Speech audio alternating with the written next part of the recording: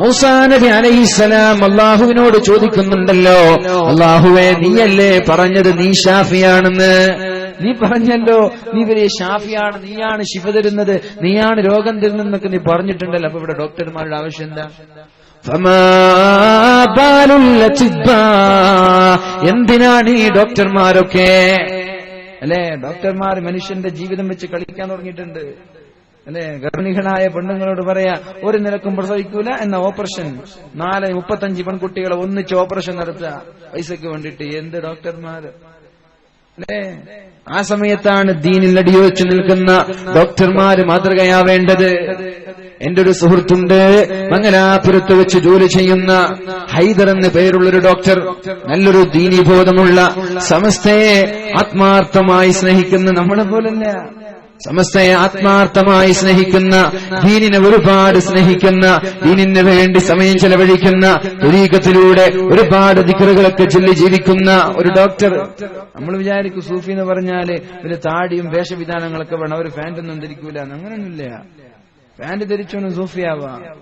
നല്ലൊരു ഈമാനിക ആവേശമുള്ള ഒരു പണ്ഡിത തറവാട്ടിൽ ജനിച്ച ഹൈദർ ഡോക്ടർ എന്ന് പറയുന്ന ഒരു ഡോക്ടറെ ഞാൻ ഓർത്തുപോവുകയാണ്. രോഗികളോട് സന്ദർശിക്കാൻ വരുമ്പോ അവരോട് ദീനിന്റെ ചില കാര്യങ്ങൾ പറയാറുണ്ട്, ഖുർആൻ ഓതാൻ പറയാറുണ്ട്, അള്ളാഹുവിലേക്ക് തവക്കുലാക്കാൻ പറയാറുണ്ട്. ഇങ്ങനെയുള്ള ഡോക്ടർമാരാണ് മുസ്ലിമീങ്ങളിൽ നിന്ന് വളർന്നു വരേണ്ടത്. അള്ളാഹുവിന്റെ ബോധം നൽകുന്ന ഡോക്ടർമാരുണ്ടാവണം. അള്ളാഹു തൗഫീഖ് ചെയ്യട്ടെ. മനുഷ്യന്മാരുടെ ജീവിതം കയ്യിൽ പിടിച്ചിട്ട് പൈസ വാങ്ങുന്ന ഡോക്ടർമാരല്ല വേണ്ടത്. നന്നായി സുഖമായി പ്രസവിക്കേണ്ട സഹോദരിമാരെ വരെ ഓപ്പറേഷൻ തിയേറ്ററിലേക്ക് കടത്തിയിട്ട് 35 സ്ത്രീകളെ ഒന്നിച്ചിട്ട് ഓപ്പറേഷൻ ചെയ്യുക. എന്തിനാണിത്? ഒരു നോർമൽ ഡെലിവറി ആണെങ്കിൽ, ഒരു സുഖപ്രസവമാണെങ്കിൽ ആകെ ഹോസ്പിറ്റലിന് ലഭിക്കുന്നത് 10,000 രൂപ. എന്നാൽ ഒരു ഓപ്പറേഷൻ നടന്നാലോ ഹോസ്പിറ്റലിന് ലഭിക്കുന്നത് 50,000 രൂപ. അപ്പൊ പിന്നെ പെണ്ണുങ്ങളോട് പറയാ, തല ചെരിഞ്ഞിട്ടുണ്ട്, കാല് മടങ്ങിയിട്ടുണ്ട്, ശരീരം തളർന്നിട്ടുണ്ട്, കുടൽമാല പറ്റിയിട്ടുണ്ട്. ഇത് നമ്മൾക്കറിയില്ലല്ലോ. ഡോക്ടർ പറഞ്ഞാൽ നമ്മളങ്ങനെ വിശ്വസിച്ചു. എന്നാ പിന്നെ ഓപ്പറേഷൻ ആയിക്കോട്ടെ. പിന്നെ 10,000 കിട്ടേണ്ട ഡോക്ടറിന് ഹോസ്പിറ്റലിനും 50,000 കിട്ടി. അതുകൊണ്ട് ഇങ്ങനെയുള്ള ചൂഷണം ചെയ്യുന്ന ഡോക്ടർമാരുണ്ടാകുമ്പോ സ്കാനിംഗ് റിപ്പോർട്ട് വാങ്ങുകയും എന്താണ് ആ സ്കാനിംഗ് റിപ്പോർട്ടിൽ കാണിച്ചിട്ടുള്ളത് എന്ന് വായിക്കുകയും കഴിയുമെങ്കിൽ വേറെ ഒരു ഹോസ്പിറ്റലിൽ കൂടി കാണിച്ചിട്ട് അവിടെ നിന്നും സ്കാനിംഗ് എടുത്തുകൊണ്ട് 2 സ്കാനിങ്ങും സമമാണോ, ഈ ഡോക്ടറുടെ സ്കാനിംഗ് റിപ്പോർട്ടിലുള്ളതും മറ്റുള്ള ഹോസ്പിറ്റലിലുള്ള ഡോക്ടറിന്റെ സ്കാനിംഗ് റിപ്പോർട്ടും സമമാണോ? സമമല്ലെങ്കിൽ എന്തേ ഇതിങ്ങനെ? അതേ കുഞ്ഞല്ലേ ഈ കുഞ്ഞും, അവിടെ കാണിച്ചപ്പോഴുള്ള കുഞ്ഞല്ലേ എന്റെ വാറ്റിലുള്ളത് എന്ന് ചോദിക്കാനുള്ള സധൈര്യം നമ്മൾക്കുണ്ടാവണം.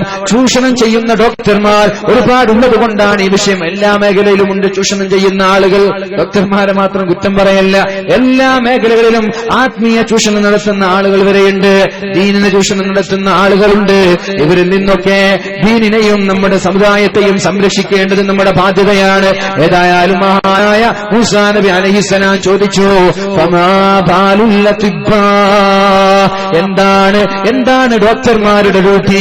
അപ്പോഴാണ് അല്ലാഹു പറഞ്ഞത്, രോഗം നൽകുന്നതും ഞാനാണ്, ശിഫ തരുന്നതും ഞാനാണ്. ഡോക്ടർമാർ ജീവിക്കാൻ വേണ്ടി ജോലിയെടുക്കുകയാ. അവരൊരു ഗുളിക തന്നതുകൊണ്ട് ഇവിടെ ആരെങ്കിലും ശിഫയാകുമെന്ന് പറയാൻ പറ്റുമോ? എന്റെ ഒരു സുഹൃത്തുണ്ട്, ക്യാൻസർ രോഗമായി 30 ലക്ഷത്തോളം രൂപ ചെലവഴിച്ചു. ഇതുവരെ അദ്ദേഹത്തിന് ശിഫ ലഭിച്ചിട്ടില്ല. അതിന്റെ മൂർധന്യാവസ്ഥയിലേക്ക് എത്തിയിരിക്കുകയാണ്. 30 ലക്ഷം ചെലവഴിച്ചിട്ട് ഡോക്ടറിന് ശിഫ കൊടുക്കാൻ പറ്റിയോ? നമ്മൾ ഹോസ്പിറ്റലിൽ പോവാ, എന്റെ ശിഫ ലഭിക്കുമെന്ന പ്രതീക്ഷയോടെ ഡോക്ടറിന് ഒരിക്കലും ശിഫ നൽകാൻ കഴിയൂല. 30 ലക്ഷമാണ് ചെലവഴിച്ചത്.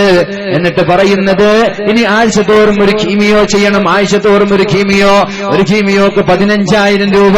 അങ്ങനെ 15ഓളം കീമിയോ ചെയ്യണം. എത്ര രൂപയാണ് ക്യാൻസറിന് വേണ്ടി ചെലവഴിച്ചത്? എന്നിട്ടും ഡോക്ടർമാർ ശിഫ ഉറപ്പു തരുന്നില്ലല്ലോ. അതുകൊണ്ട് ഇവിടെ ഇരിക്കുന്ന സഹോദരിമാരോട്, സഹോദരന്മാരോട്, നിങ്ങളൊക്കെ നിങ്ങളുടെ മനസ്സിൽ എഴുതി വെക്കേണ്ട ഒരു വിഷയം, ഡോക്ടർമാരല്ല ശിഫ നൽകുന്നത്.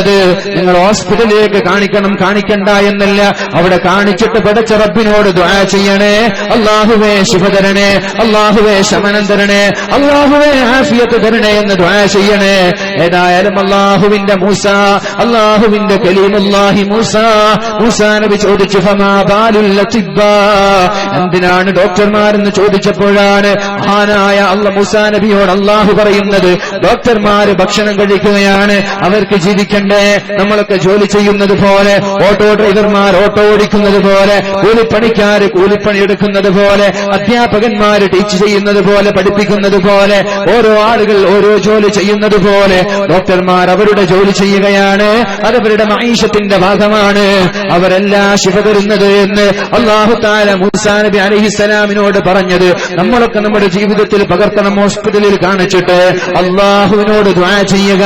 കഴിയുമെങ്കിൽ ഇങ്ങനെയുള്ള മദ്രസാ പ്രസ്ഥാനങ്ങൾ വരുമ്പോ, കഴിയുമെങ്കിൽ ഇങ്ങനെയുള്ള ദീനീ സ്ഥാപനങ്ങൾ വരുമ്പോ, പള്ളിയുടെ കാര്യങ്ങൾ വരുമ്പോ, റാലിന്റെ സദസ്സുകൾ വരുമ്പോ, ദീനീയായ മാർഗങ്ങളിലേക്ക് സാമ്പത്തികമായി സഹായം ചെയ്യാൻ നിങ്ങൾക്ക് കഴിയുമെങ്കിൽ ഒരു ഹദീസ് കൂടി ഞാൻ സാന്ദർഭികമായി പറഞ്ഞു തരാം. നിങ്ങൾക്ക് രോഗമുണ്ടായാൽ നിങ്ങൾ സ്വതക്ക നൽകി ചികിത്സിക്കണേ എന്ന് പരിശുദ്ധ റസൂലുള്ളാഹ്. ഇത് ഹബീബിന്റെ വാക്കാണ്. ഈ വാക്കുകൾ തെറ്റാണെന്ന് പറയാൻ പറ്റുമോ? ഈ വാക്കുകൾ ഇവിടെ നടക്കില്ല എന്ന് പറയാൻ പറ്റുമോ? ഈ വാക്കുകൾ ഇത് നടക്കാതെ പോകുമോ? നമ്മുടെ നാട്ടിൽ ആരാണിത് പറയുന്നത്? റസൂലുള്ളാഹ് സ്വല്ലല്ലാഹു അലൈഹി വസല്ലം. ഒരു രോഗമുണ്ടായാൽ ഓടിച്ചെന്ന് ഹോസ്പിറ്റലിലേക്ക് പോകുന്നതിന് മുമ്പ് ഒരു 5000 രൂപ നേരെ മദ്രസ നിർമ്മിക്കാൻ പോവാണ്. നമ്മുടെ മദ്രസയുടെ ആവശ്യത്തിന് വേണ്ടി നാളെ ഖബറിലേക്ക് കടന്നു വരാൻ, എന്റെ രോഗം ശിഫയാവാൻ, എന്റെ ക്യാൻസർ ശിഫയാവാൻ, എന്റെ ഷുഗർ ശിഫയാവാൻ, എന്റെ ഗർഭം സുഖമായി പ്രസവിക്കാൻ, എനിക്ക് കുട്ടിയില്ല, എനിക്ക് കുട്ടിയുണ്ടാവാൻ, അങ്ങനെ ഓരോരോ ആഗ്രഹങ്ങൾ വെച്ചിട്ട് നിങ്ങളുടെ രോഗികൾ, നിങ്ങൾക്ക് എന്ത് രോഗമുണ്ടെങ്കിലും ശരി, എന്ത് ആവശ്യമുണ്ടെങ്കിലും ശരി, സ്വതക്ക നൽകി ചികിത്സിക്കാൻ അല്ലാഹുവിന്റെ ഹബീബ് പറഞ്ഞപ്പോ വലിയൊരു